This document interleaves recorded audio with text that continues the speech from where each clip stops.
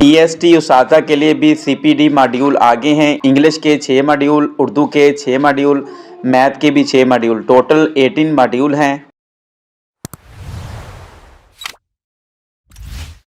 अगर आप पंजाब से हैं तो आप नीचे वाली ट्रेनिंग को करेंगे, अगर आप KPK से हैं तो ऊपर वाली ट्रेनिंग को आपने करना है।